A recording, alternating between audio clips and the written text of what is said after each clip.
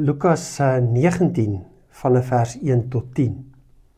Dis die verhaal van Saggeus. Ons ken dit baie goed. Ons weet wat daar gebeur. Ons weet die impak wat Jesus op die lewe van Saggeus het. Saggeus verander sy leefwyse, sy manier van optree.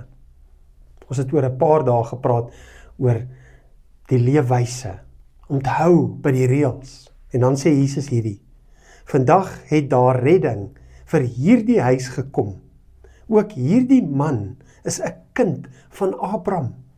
Die seun van die mens het immers gekom om te soek en te red wat verlore is.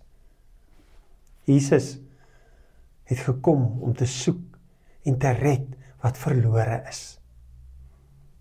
Hy het so ook my gesoek en gevind. Hy het my lewe ook totaal verander, soos wat hy Saggeus se lewe totaal verander. En ek glo so ook vir elkeen van julle. Vandag nog is hy ons redder. Vandag nog kom soek hy elke een van ons. En is dit ons voorreg om te kan sê, Here, ek rus in die wete dat U is my redder. En dis wat ons vandag doen. Ons dank hom vir wie hy is.